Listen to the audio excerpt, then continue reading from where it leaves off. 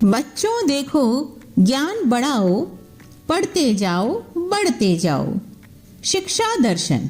जी हाँ, पढ़ाई के साथ मस्ती भी।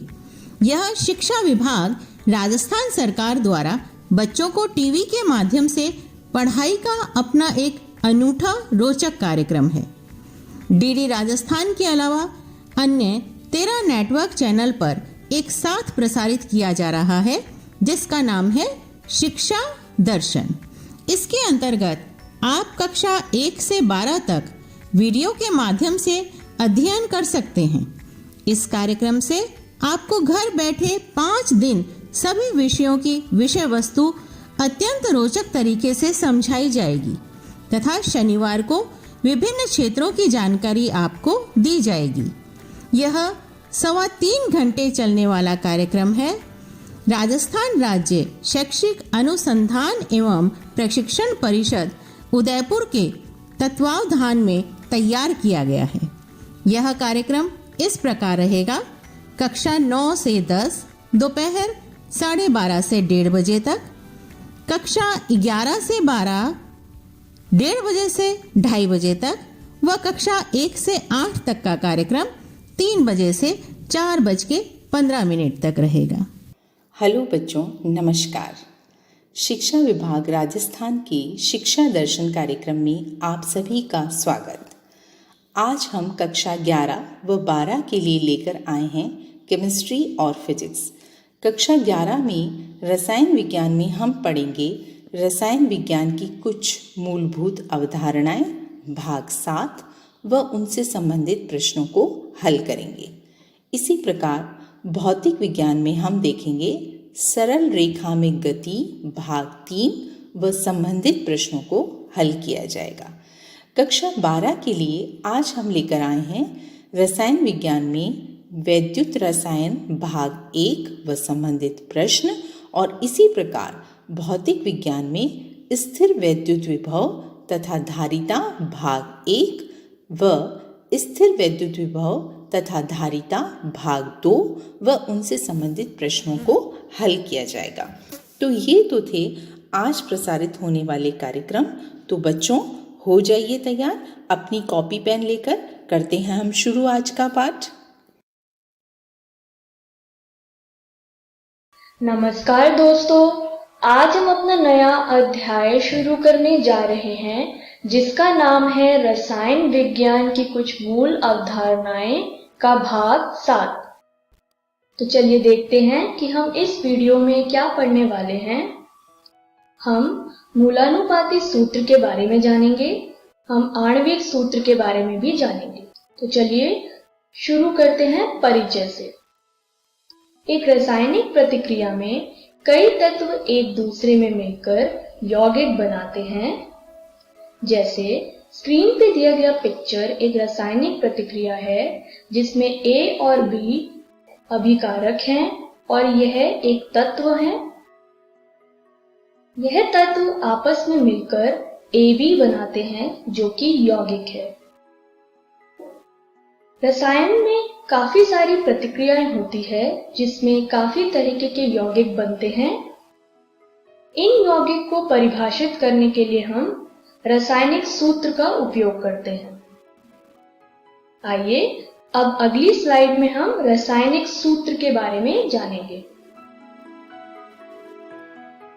रासायनिक सूत्र यानी केमिकल फॉर्मूला किसी रासायनिक यौगिक को इस प्रकार निरूपित करता है जिससे पता चलता है कि वह यौगिक किन किन तत्वों के कितने कितने परमाणुओं से मिलकर बनता है।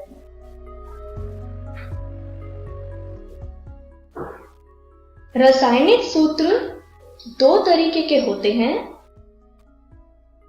एक होता है मूलानुपाती सूत्र यानी एम्पिरिकल फॉर्मूला, और दूसरा होता है आणविक सूत्र यानी मॉलिक्यूलर फॉर्मूला। इन दोनों सूत्र को आज हम इस वीडियो में जानेंगे। तो चलिए शुरू करते हैं अपने पहले विषय से, जो है मूलानुपाती सूत्र यानी एम्पिरिकल फॉर्मूला। मूलानुपाती सूत्र यानी एम्पेरिकल फॉर्मूला किसी यौगिक में उपस्थित विभिन्न परमाणुओं के सरलतम पूर्ण संख्या अनुपात को व्यक्त करता है। आइए इसे एक उदाहरण से समझें। ग्लूकोज जिसका सूत्र होता है C6H12O6, एसिटिक अम्ल यानी एसिटिक एसिड का सूत्र होता है C2H4O2।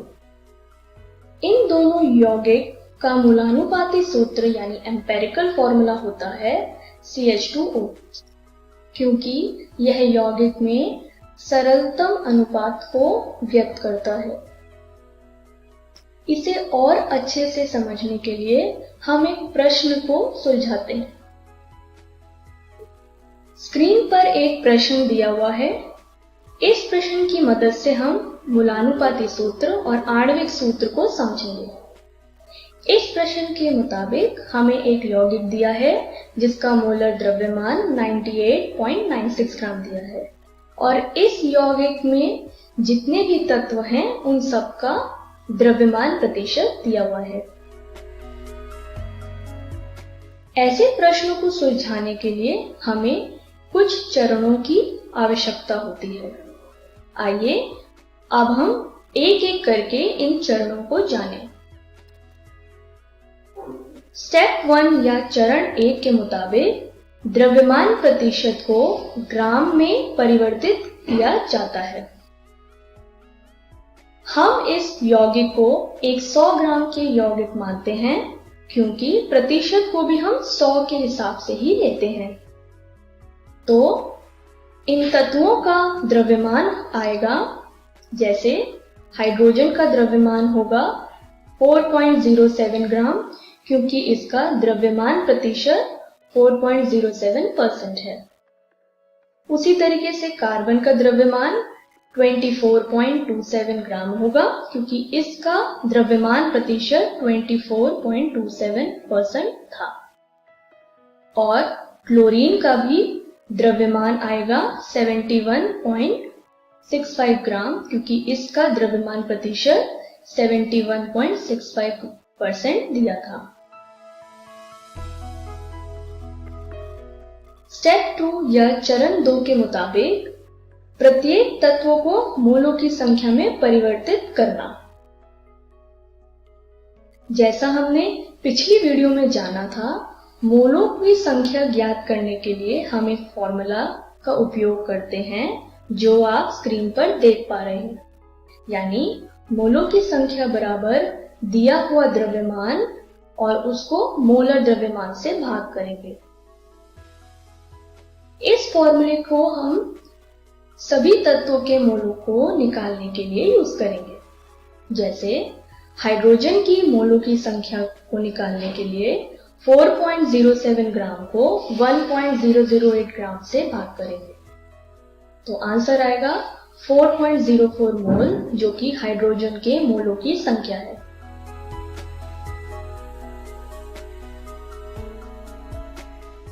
उसी तरीके से क्लोरीन के मोलों की संख्या को भी हम निकालेंगे, जैसे कि आप स्क्रीन पर देख पा रहे हैं। 71.65 ग्राम को 35.453 ग्राम पर मोल से भाग करेंगे, तो आंसर आएगा 2.021 मोल, जो कि क्लोरीन के मोलों की संख्या है।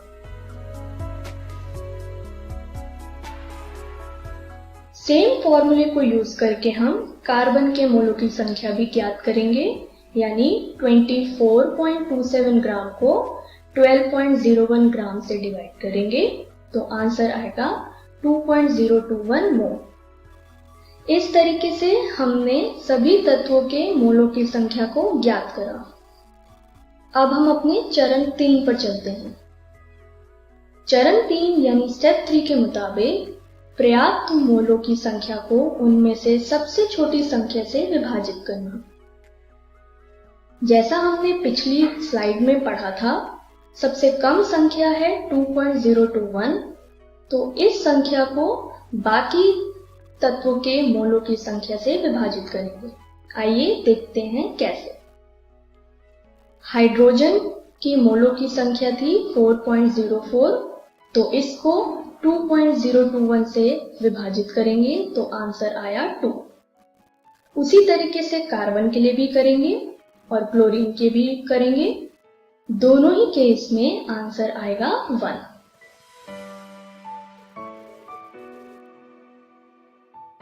तो अब हम अपने चरण 4 पे चलते हैं, जिसके मुताबिक मूलानुपाती सूत्र को निकालना। पिछली स्लाइड में जो संख्या आई उसको हमने अनुपात के रूप में लिखा, यानी C/H/Cl आया 1:2:1। इस अनुपात के हिसाब से हमने जब इस सूत्र को लिखा तो आंसर आया CH2Cl। यह मूलानुपाती सूत्र है, यानी एम्पिरिकल फॉर्मूला है। इस तरीके से हमने दिए हुए प्रश्न का भाग 1 को सुलझाया। आइए अब अपने अगले विषय पे चले, जो है आणविक सूत्र यानी मॉलिक्यूलर फॉर्मूला।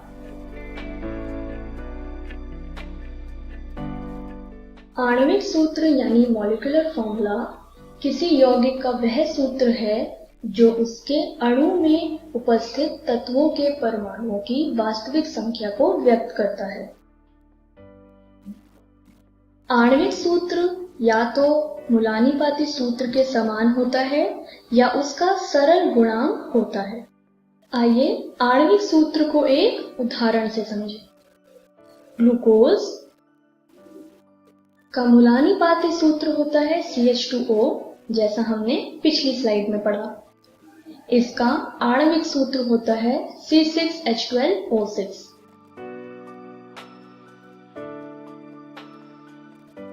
उसी तरीके से एसिटिक अम्ल यानी एसिटिक एसिड का मूलानुपाती सूत्र होता है CH2O और इसका आणविक सूत्र होता है C2H4O2।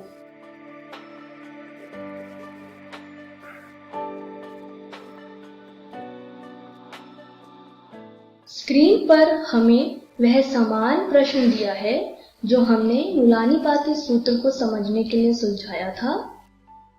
आणविक सूत्र को अच्छे से समझने के लिए आइए इसका भाग 2 सुलझाएं।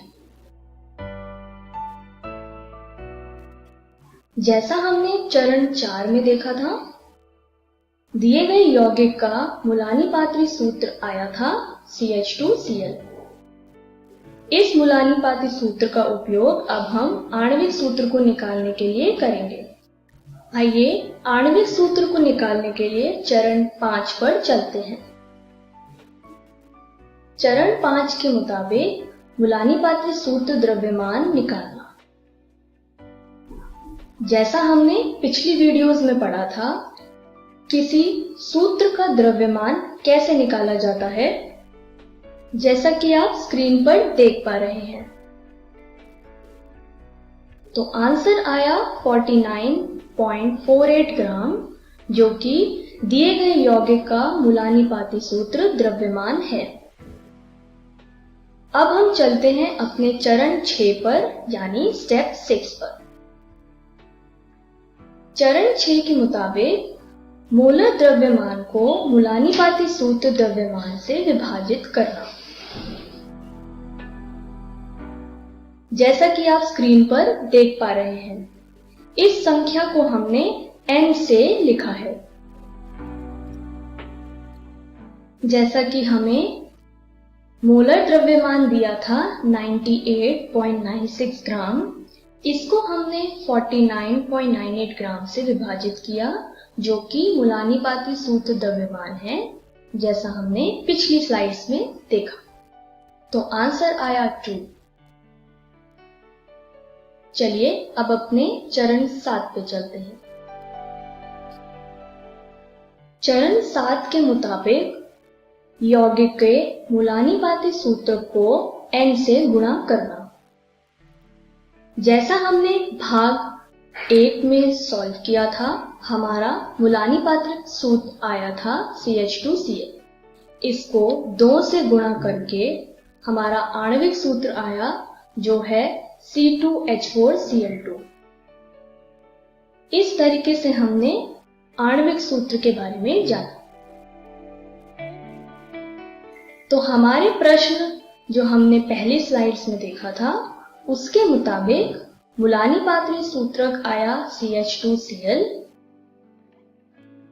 और आणविक सूत्र आया C2H4Cl2। इस तरीके से हमने आणविक सूत्र और मुलानी-पात्री सूत्रक के बारे में पढ़ा। तो आइए देखते हैं कि हमने इस वीडियो में क्या सीखा। हमने मुलानी-पात्री सूत्रक के बारे में जाना, हमने आणविक सूत्र के बारे में भी जाना। तो चलिए देखते हैं कि हम अगली वीडियो में क्या पढ़ने वाले हैं। हम सीमांत अभिकर्मक यानी लिमिटिंग रिएजेंट के बारे में पढ़ेंगे। हम सांद्रता की मात्रात्मक व्युत्पत्ति के बारे में भी पढ़ेंगे। Thank you.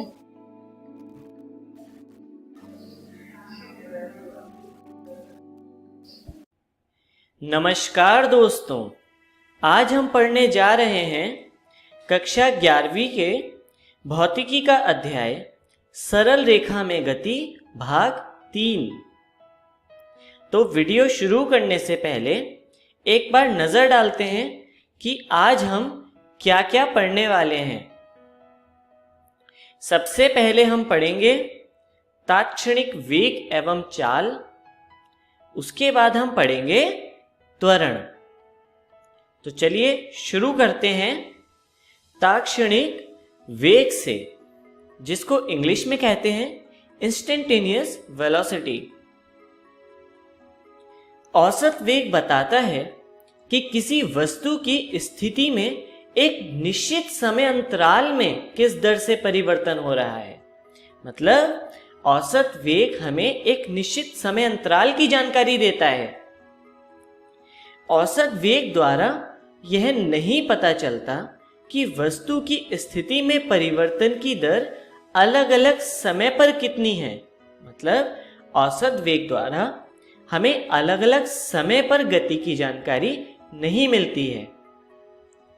तो चलिए आगे देखते हैं।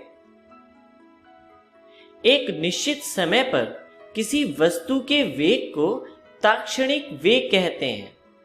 चलिए इसे एक उदाहरण से देखते हैं। मान लीजिए ये गाड़ी गति कर रही है और जैसा आपने देखा ये शुरू में विश्राम की अवस्था में थी, मतलब रेस्ट पोजीशन में थी, और ये लास्ट में वापस से रेस्ट पोजीशन में आ गई। मतलब इसका वेग समय के साथ बदल रहा है। तो एक निश्चित समय पर इसके वेग को तात्क्षणिक वेग कहते हैं। चलिए आगे चलते हैं और इसका सूत्र समझते हैं। किसी वस्तु का तात्क्षणिक वेग उसके औसत वेग के बराबर होता है यदि वस्तु की दोनों स्थितियों के बीच का समय अंतराल 0 के निकट हो। चलिए हम औसत वेग का सूत्र लिखते हैं, जिसमें लिमिट लगा देते हैं टाइम के लिए 0 की तरफ। तो इसे लिखते हैं v बराबर limit delta t tends to 0 delta x बटे डेल्टा t। तो लिमिट की वजह से डेल्टा x चेंज हो जाता है dx एलिमेंट में और डेल्टा t चेंज हो जाता है dt एलिमेंट में, और वेलोसिटी बन जाती है dx ओवर dt। तो चलिए आगे बढ़ते हैं और इसके लिए उदाहरण देखते हैं। मान लीजिए कोई कण गतिमान है और उसकी पोजीशन है x बराबर 280 माइनस 3t स्क्वायर। अगर a का मान 0.2 है, जो कि एक नियतांक है, और समय 1 सेकेंड है, तो हमें इस समय पर तात्क्षणिक वेग का मान ज्ञात करना है। तो उसके लिए हम यह सूत्र लगाते हैं v बराबर dx ओवर dt बराबर d by dt 280 minus 3t square. तो जब हम 280 माइनस 3t स्क्वायर का डिफरेंशिएशन करते हैं तो हमें मिलता है 2a माइनस 6t, जहां पर a की वैल्यू हम रखते हैं 0.2 और टाइम की वैल्यू रखते हैं 1 सेकेंड। तो चलिए देखते हैं। v बराबर 2a माइनस 6t बराबर 2 मल्टीप्लाई 0.2 माइनस 6 मल्टीप्लाई 1 बराबर माइनस 5.6 मीटर पर सेकेंड। तो चलिए अब हम आगे चलते हैं और ताक्षणिक चाल पर नजर डालते हैं। ताक्षणिक वेग का परिमाण ही ताक्षणिक चाल कहलाती है। चलिए देखते हैं उदाहरण से। मान लीजिए ताक्षणिक वेग का मान है v बराबर माइनस 5.6 मीटर पर सेकेंड। तो इसके लिए ताक्षणिक चाल का मान हो जाएगा u is equal to 5.6 metre पर सेकेंड। यहाँ पर हमने ताक्षणिक वेग का केवल परिमाण लिया है, इसलिए माइनस साइन नहीं आया है। एक और उदाहरण देखते हैं। v is equal to 6 metre पर सेकेंड। इसके लिए ताक्षणिक चाल का मान हो जाएगा u is equal to 6 metre पर सेकेंड। क्योंकि 6 मीटर पर सेकेंड पहले से ही धनात्मक है, इसलिए इस केस में ताक्षणिक चाल और ताक्षणिक वेग का मान बराबर हो जाएगा। तो चलिए आगे चलते हैं और देखते हैं त्वरण के बारे में। त्वरण को इंग्लिश में कहते हैं एक्सीलरेशन। समय के साथ वेग परिवर्तन की दर को त्वरण कहते हैं। चलिए इसको उदाहरण से समझते हैं। आपने सड़कों पर गाड़ियों को चलते हुए जरूर देखा होगा। तो जब ट्रैफिक लाइट सिग्नल रेड होता है तब वहां गाड़ियां आके रुक जाती हैं। जैसा कि आप चित्र में देख सकते हैं, लाल गाड़ी रुक गई है। तो इसका अंतिम वेग हुआ 0, जबकि प्रारंभिक वेग का एक निश्चित मान था। तो यहां से हमें पता चलता है वेग समय के साथ परिवर्तित हो सकता है और इसी दर को त्वरण कहते हैं। चलिए आगे चलते हैं और औसत त्वरण के बारे में पढ़ते हैं। वेग परिवर्तन तथा समय अंतराल के अनुपात को औसत त्वरण कहते हैं। इसका ऐसा मात्रक होता है मीटर पर सेकंड स्क्वायर और विमा होती है m0 L1 t-2। इसका सूत्र होता है a बराबर v2 minus v1 upon t2 minus t1। तो चलिए आगे चलते हैं और इसके लिए हम उदाहरण देखते हैं। मान लीजिए कोई कण गतिमान है और उसका प्रारंभिक वेग है 40 मीटर पर सेकेंड तथा अंतिम वेग है 60 मीटर पर सेकेंड। इसी प्रकार प्रारंभिक समय है 6 सेकेंड और अंतिम समय है 8 सेकेंड। तो चलिए इसके लिए हम औसत त्वरण देखते हैं। औसत त्वरण का सूत्र है a बराबर v2 minus v1 upon t2 minus t1। तो चलिए इस सूत्र में हम सभी चरों के मान रखते हैं। तो यहां पर आया 60 मीटर पर सेकेंड माइनस 40 मीटर पर second upon 8 second minus 6 second, जिसे हम लिख सकते हैं 20 मीटर पर सेकेंड अपॉन 2 सेकेंड, जिससे हमें एक्सेलरेशन की वैल्यू मिलती है 10 मीटर पर सेकेंड स्क्वायर। तो चलिए इसी के साथ हम आगे चलते हैं और ताक्षणिक त्वरण को समझते हैं, जिसे इंग्लिश में कहते हैं इंस्टेंटेनियस एक्सेलरेशन। एक निश्चित समय पर किसी वस्तु के त्वरण को ताक्षणिक त्वरण कहते हैं। जिस प्रकार एक निश्चित समय पर किसी वस्तु के वेग को ताक्षणिक वेग कहते हैं, इसी प्रकार ताक्षणिक त्वरण भी एक निश्चित समय पर डिफाइन किया जाता है। इसे एक निश्चित समय पर वेग और समय ग्राफ की स्पर्श रेखा के ढलान के रूप में भी परिभाषित किया जाता है। तो आइए अब हम इसका सूत्र देखते हैं। इसे हम लिखते हैं a बराबर limit t tends to 0 delta v upon delta t। तो चलिए अब हम आगे बढ़ते हैं और इसके लिए उदाहरण देखते हैं। मान लीजिए कोई कण गतिमान है जिसका वेग इस तरह से दिखाया है। v बराबर 480 माइनस टी स्क्वायर, जहां पर a एक कांस्टेंट है जिसकी वैल्यू है 2 और t समय है जिसकी वैल्यू है 1 सेकेंड। हमें यहाँ पर 1 सेकेंड पर ताक्षणिक त्वरण का मान ज्ञात करना है। तो इसके लिए हम ताक्षणिक त्वरण का सूत्र प्रयोग करते हैं, जो कि है a बराबर dv बाई dt, जिसे हम लिख सकते हैं dy dt 480 minus T square, और जिसका डिफरेंशिएशन हमें मिलता है 4a माइनस 2t।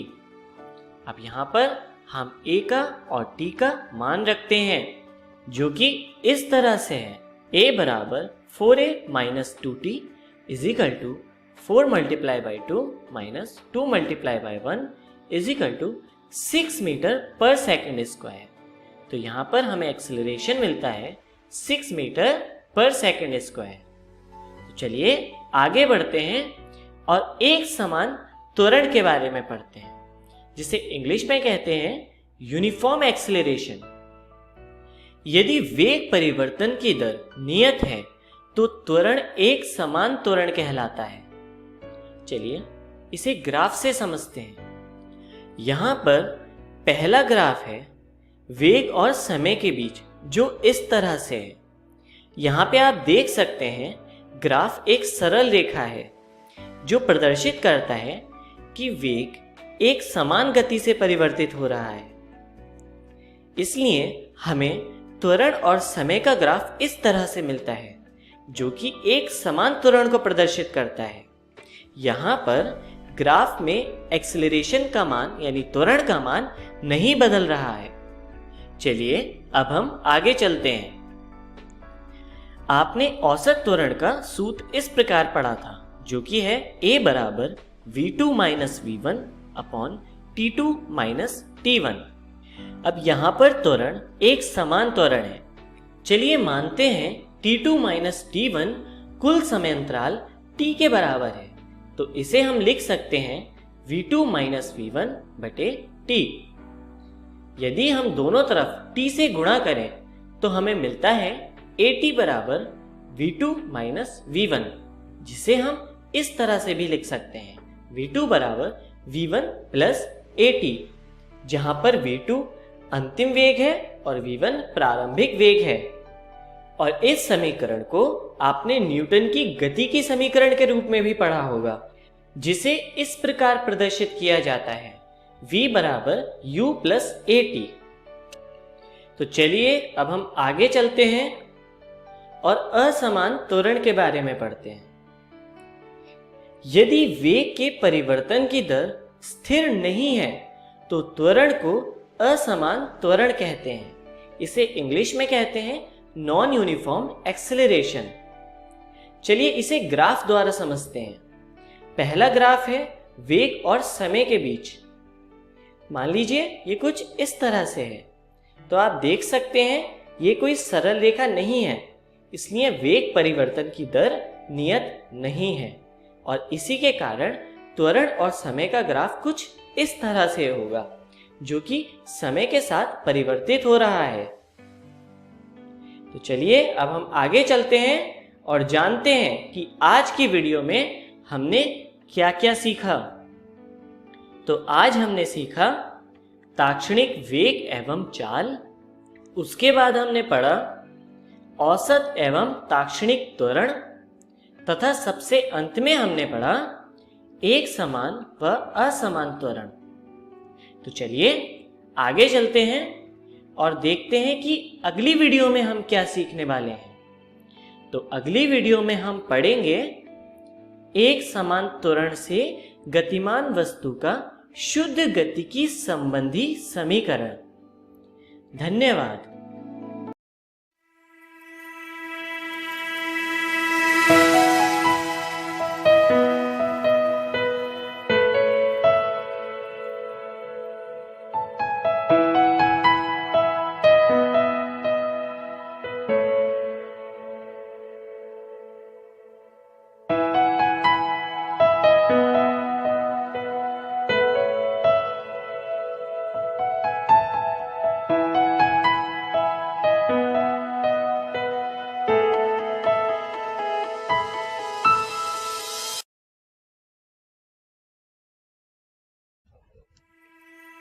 नमस्कार दोस्तों, आज हम कक्षा 12वीं के रसायन विज्ञान का तीसरा अध्याय वैद्युत रसायन शुरू करने जा रहे हैं।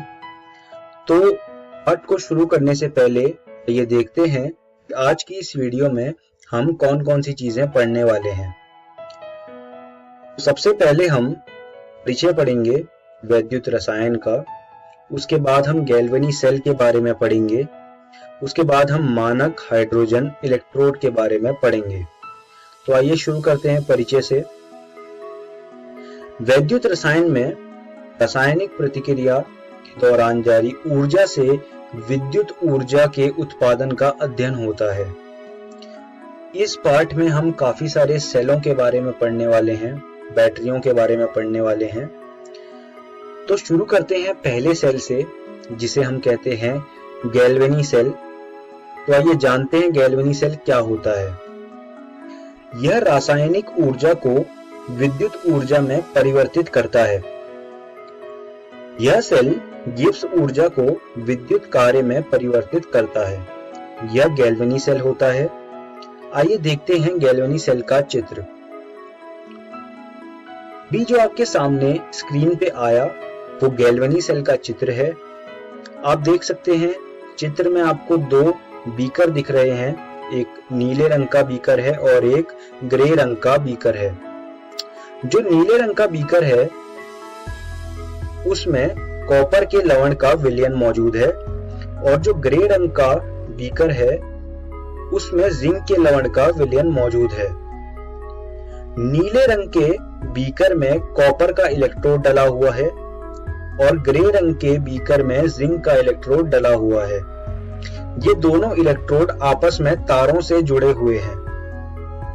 आप देख सकते हैं जिंक के इलेक्ट्रोड में माइनस का साइन है और कॉपर के इलेक्ट्रोड में प्लस का साइन है।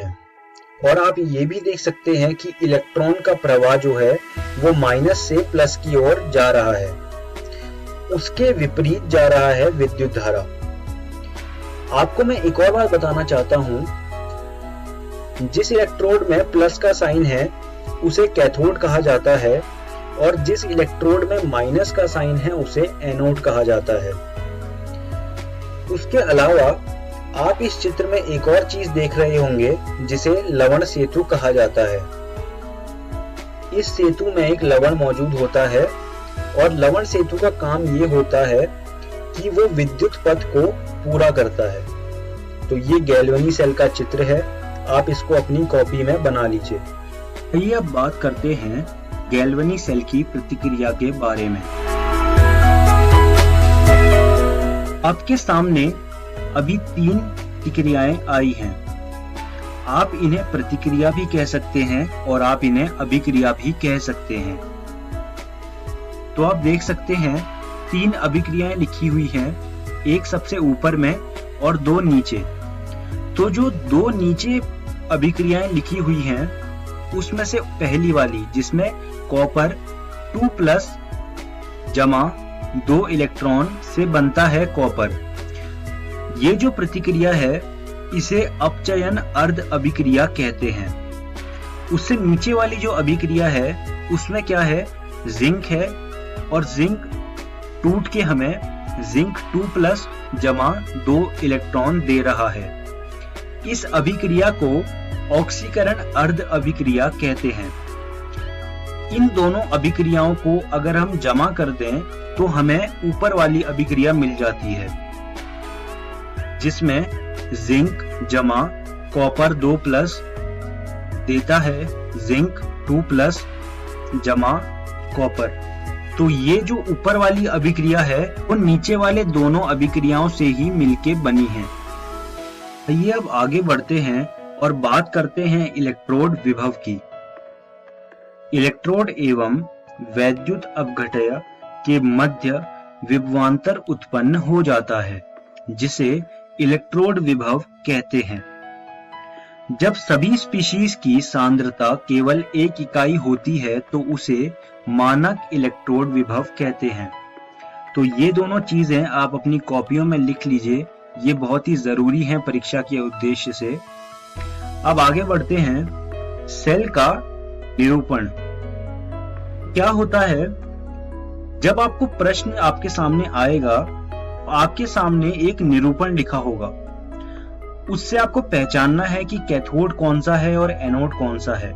तो वही जानकारी मैं आज आपको देने जा रहा हूं। अभी हम ऐसा मान के चलते हैं कि तांबा और चांदी का सेल है, उसके लिए निरूपण निम्नानुसार होगा। यहाँ आप देख सकते हैं 2 डंडियां हैं। उन 2 डंडियों के दाहिने तरफ चांदी का इलेक्ट्रोड लिखा हुआ है और उन 2 डंडियों के बाएं तरफ तांबे का इलेक्ट्रोड लिखा हुआ है। आप देख सकते हैं चांदी का जो इलेक्ट्रोड है वो +1 से 0 की तरफ जा रहा है। तो यहाँ से हम ये कह सकते हैं कि जो 2 डंडियां हैं उनके दाहिने तरफ हमेशा कैथोड आएगा। अगर दाहिने तरफ कैथोड आएगा तो उसके बाएं तरफ हमेशा एनोड आएगा। तो ये बात आप अपने दिमाग में बिठा लीजिए या इसको याद कर लीजिए कि जो 2 डंडियां होती हैं उनके दाहिने तरफ कैथोड आता है और उन 2 डंडियों के बाएं तरफ एनोड आता है। इसको कहते हैं सेल का निरूपण। आप अब ये सोच रहे होंगे कि ये 2 डंडियां क्या हैं। ये 2 डंडियां लवण सेतु को दर्शाती हैं। लवण सेतु को अंग्रेजी में सॉल्ट ब्रिज भी कहा जाता है। तो ये है सेल का निरूपण। बात करते हैं इलेक्ट्रोड विभव की। गैल्वेनी सेल के इलेक्ट्रोड विभव को निम्नानुसार निकाला जाता है। जो हमारा ई सेल होता है बराबर होता है ई राइट माइनस ई लेफ्ट के। राइट का मतलब दाहिना और लेफ्ट का मतलब बायां। तो अभी जो मैंने आपको निरूपण दिखाया था उसी के हिसाब से जो दाहिने तरफ हमारा इलेक्ट्रोड होगा हम उसका विभव पहले लिखेंगे माइनस जो हमारा बाएं तरफ इलेक्ट्रोड होगा उसके विभव को बाद में लिखेंगे। तो ऐसे हम गैल्वेनी सेल का विभव निकाल सकते हैं। अब बात करते हैं मानक हाइड्रोजन इलेक्ट्रोड की। एक मानक हाइड्रोजन इलेक्ट्रोड को सभी तापमान पर 0 विभव निर्दिष्ट किया जाता है। इसका उपयोग अन्य सेल के मानक इलेक्ट्रोड विभव को खोजने के लिए किया जाता है। हम आमतौर पर किसी एक इलेक्ट्रोड का विभव नहीं निकाल सकते, तो इलेक्ट्रोड का विभव निकालने के लिए हमें मानक हाइड्रोजन इलेक्ट्रोड की जरूरत पड़ती है। तो ये होता है मानक हाइड्रोजन इलेक्ट्रोड। अब हम इस वीडियो के अंत में आ गए हैं। आइए जानते हैं कि हमने आज की इस वीडियो में क्या क्या सीखा। सबसे पहले हमने इस पार्ट का परिचय पढ़ा, उसके बाद हमने गैल्वेनी सेल के बारे में पढ़ा और आखिरी में हमने मानक हाइड्रोजन इलेक्ट्रोड के बारे में पढ़ा। मैं उम्मीद करता हूं आपको मेरी पढ़ाई हुई सारी बातें समझ आई होंगी और मैं आपको ये सुझाव दूंगा कि आप ये सारी चीजें रसायन विज्ञान की एनसीईआरटी भाग 1 से कर लीजिए और इस पर आधारित कुछ प्रश्न भी हल कर लीजिएगा। अगली वीडियो में हम नष्ट समीकरण से शुरुआत करेंगे। उसके बाद हम साम्य स्थिरांक और गिब्स ऊर्जा के बारे में पढ़ेंगे और आखिरी में हम चालकता सेल के बारे में पढ़ेंगे। धन्यवाद दोस्तों।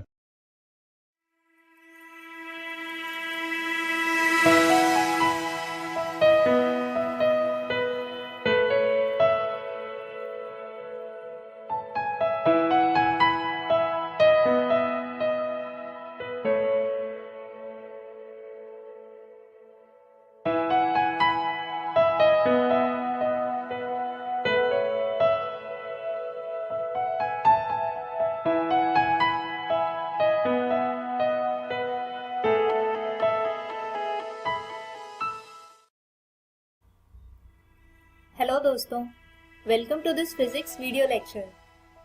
फ्रेंड्स, आज हम शुरू करेंगे हमारा दूसरा अध्याय जिसका नाम है स्थिर वैद्युत विभव तथा धारिता।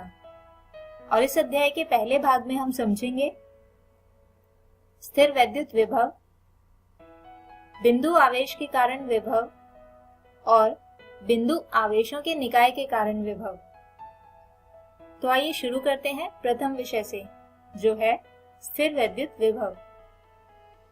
दोस्तों, स्थिर वैद्युत क्षेत्र की उपस्थिति में किसी एकांक धनावेश को अनंत से किसी बिंदु तक लाने में किया गया न्यूनतम कार्य कहलाता है स्थिर वैद्युत विभव।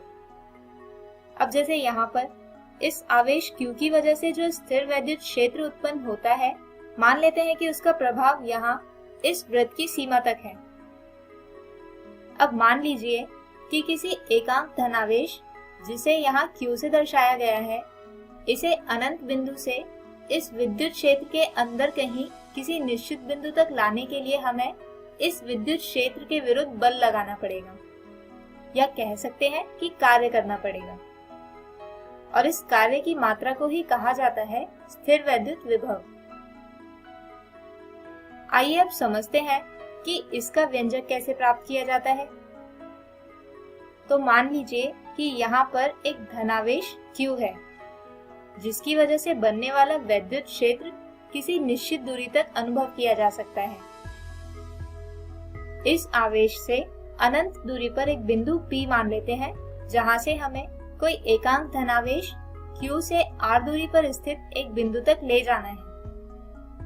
आइए इस बिंदु पर लगने वाले सदिशों की दिशाओं को देखते हैं। दोस्तों, अगर आप R दूरी पर स्थित बिंदु पर विद्युत क्षेत्र की दिशा देखें, तो क्योंकि ये क्षेत्र रेखाएं एक बिंदु धनावेश से उत्सर्जित होने के कारण प्रत्येक बिंदु पर बाहर की ओर होंगी, वहीं R दूरी पर स्थित बिंदु के लिए स्थिति सदिश की दिशा भी ठीक वैसे ही बाहर की ओर होगी। यानी दोनों ही सदिशों E तथा dr समान दिशा में है।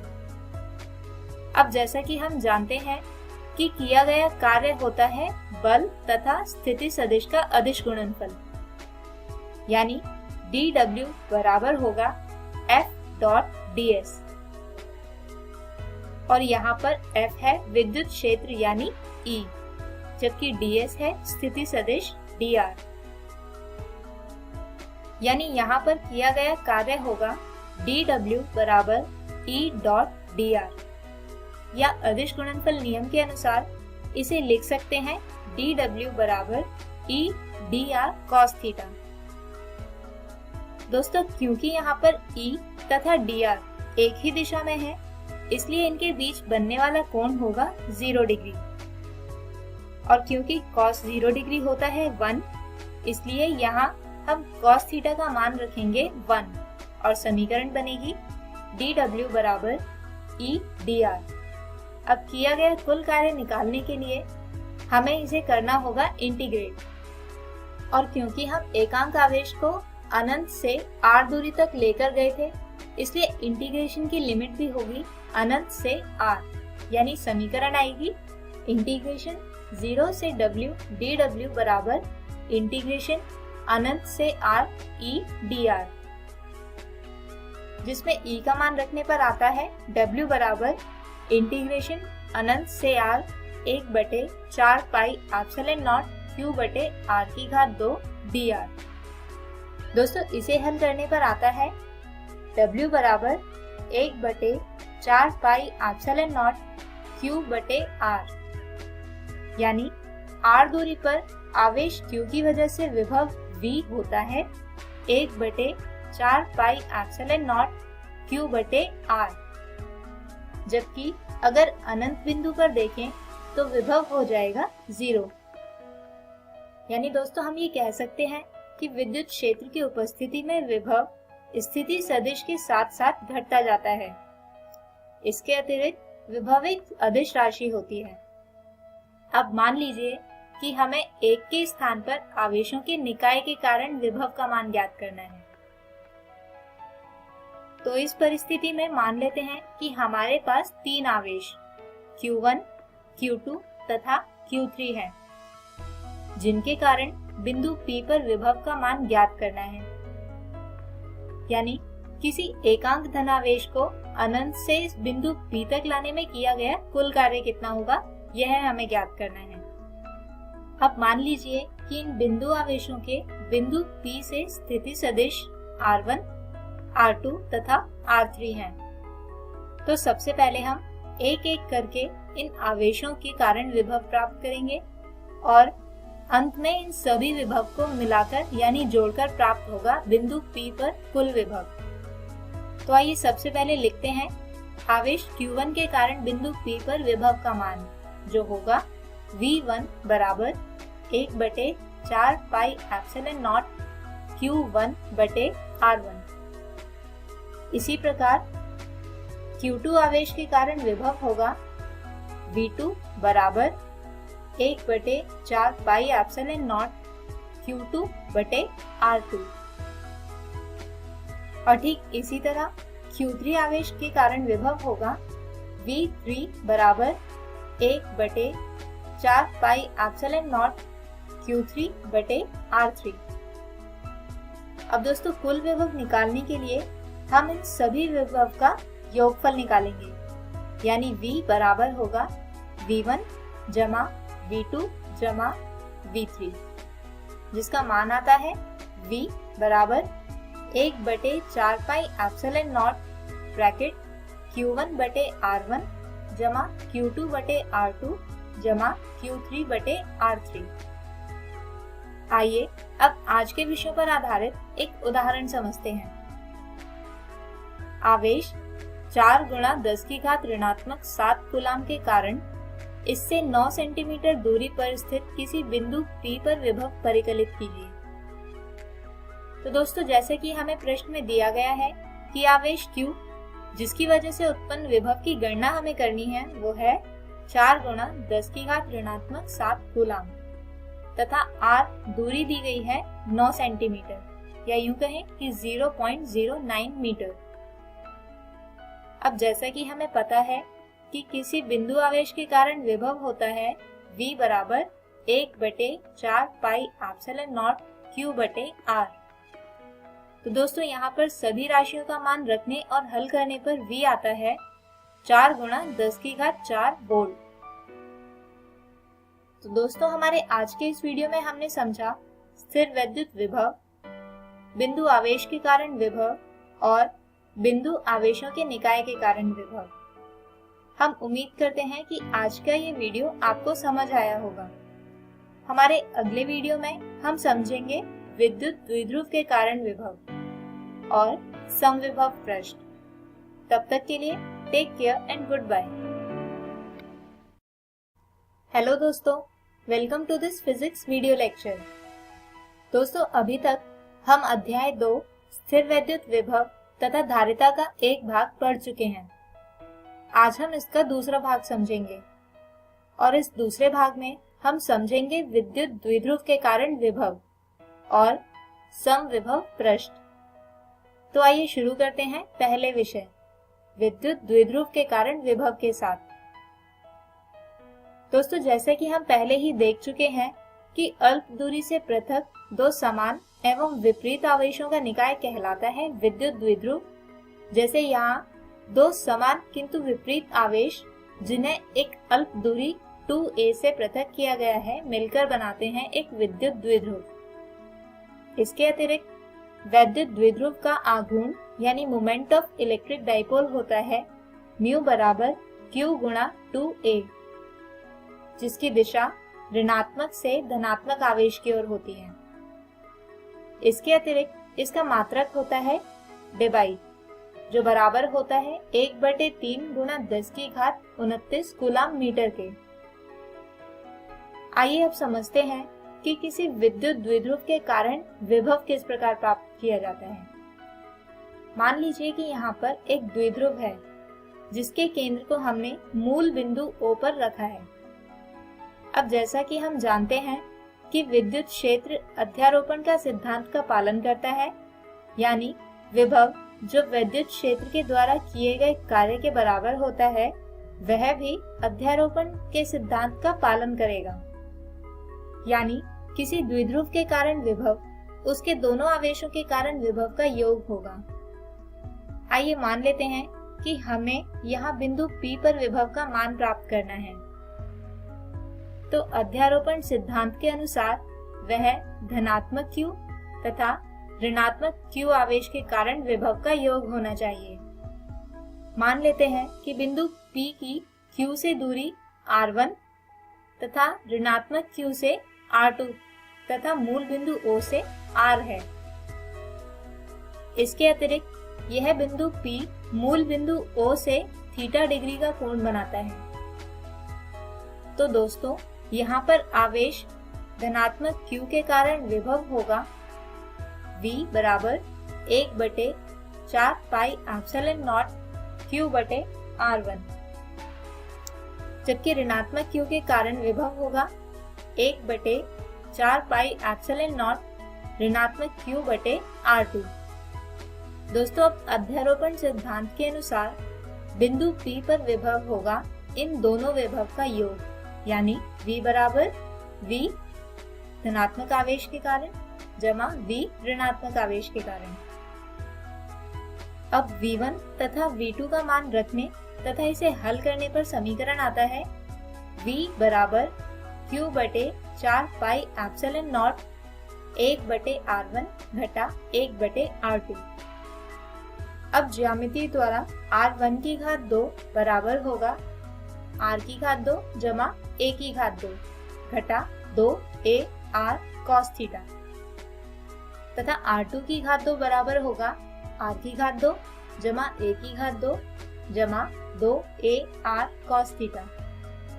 दोस्तों, यदि हम यहाँ पर r1 के लिए देखें तो दाएं पक्ष से r की घात 2 कॉमन निकालने पर आता है r1 की घात 2 बराबर r की घात 2 ब्रैकेट 1 घटा 2a cos थीटा बटे r जमा a की घात 2 बटे r की घात 2। अब हम r को a की तुलना में अत्यधिक बड़ा मान लेते हैं तथा केवल a बटे r के प्रथम कोटि के पदों को ही सम्मिलित करते हैं, तो r1 की घात 2 आता है r की घात 2 ब्रैकेट 1 घटा 2a cos थीटा बटे r, जबकि ठीक इसी प्रकार r2 की घात 2 आता है r की घात 2 ब्रैकेट 1 जमा 2a cos थीटा बटे r। इसके अतिरिक्त इनका व्युत्क्रम आएगा 1/r1 बराबर होगा 1/r ब्रैकेट 1 घटा 2a cos थीटा बटे r की घात ऋणात्मक 1/2। दोस्तों, जिसमें द्विपद समीकरण का उपयोग करके a बटे r के प्रथम कोटि पदों को सम्मिलित करके आता है 1/r ब्रैकेट 1 जमा 2a cos थीटा बटे r। ठीक इसी प्रकार 1/r2 बराबर होगा 1/r ब्रैकेट 1 जमा 2a cos थीटा बटे r की घात ऋणात्मक 1/2। दोस्तों, इसमें भी द्विपद समीकरण का उपयोग करके और a बटे r के प्रथम कोटि के पदों को सम्मिलित करके समीकरण आता है 1/r ब्रैकेट 1 घटा 2a cos थीटा बटे r। अब जैसा कि हमने ज्ञात किया था कि बिंदु P पर कुल विभव होगा v बराबर q बटे 4 पाई एप्सिलॉन नॉट ब्रैकेट 1 घटा r1 घटा 1/r2। तो यहाँ पर हम ऊपर वाले दोनों समीकरणों से 1/r1 तथा 1/r2 का मान रखें और हल करें तो आएगा v बराबर q बटे 4 pi epsilon not 2a cos theta बटे r की घात 2।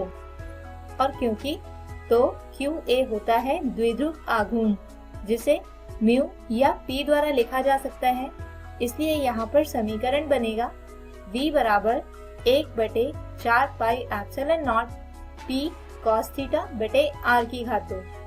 अब P cos थीटा होता है P डॉट r कैप, यानी विभव को लिख सकते हैं v बराबर P डॉट r कैप बटे 4 पाई एप्सिलॉन नॉट r की घात 2।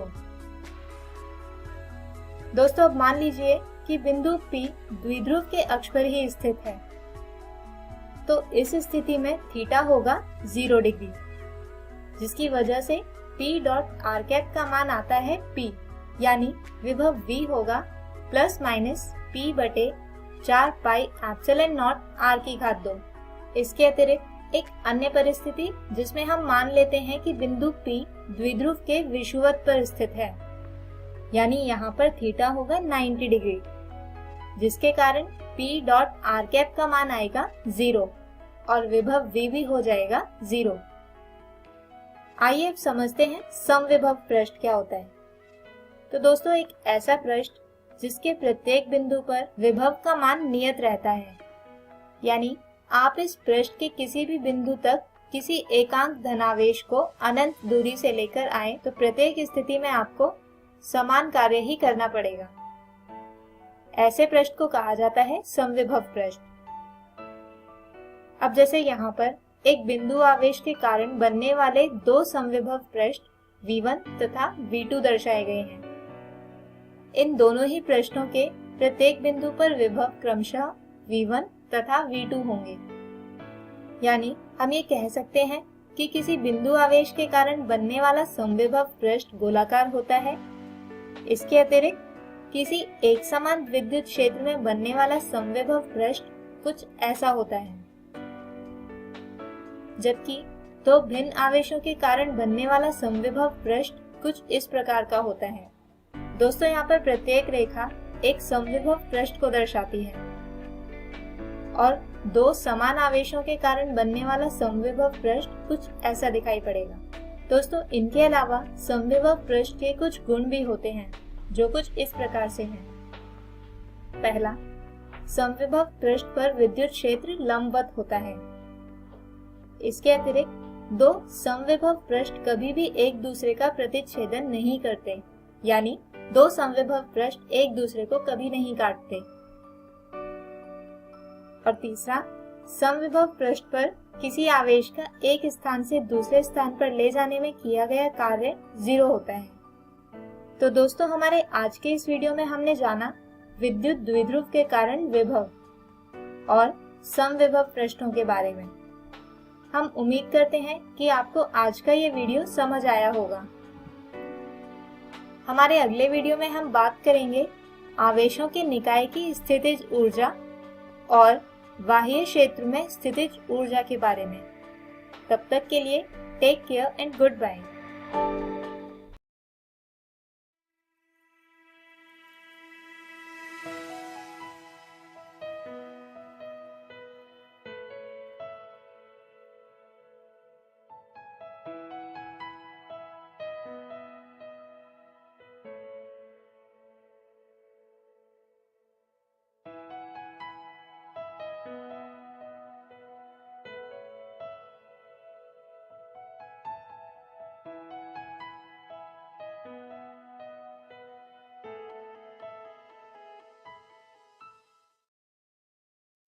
हेलो बच्चों, आज आपको पढ़कर कैसा लगा? जी हाँ, बिल्कुल, हम बढ़ रहे हैं सरल से कठिन की ओर। लेकिन हमारे इन वीडियोस को देखकर तो आपको सब कुछ सरल ही लग रहा होगा। तो देखते हैं आज हमने क्या पढ़ा। आज हमने कक्षा 11 में भौतिक व रसायन विज्ञान पढ़े। रसायन विज्ञान में हमने रसायन की कुछ मूलभूत अवधारणाएं भाग 7 व उनसे संबंधित प्रश्नों को हल किया। इसी प्रकार भौतिक विज्ञान में हमने सरल रेखा में गति भाग 3 व उनसे संबंधित प्रश्नों को हल किया। कक्षा 12 में हमने आज दोनों ही नए पाठों की शुरुआत की थी।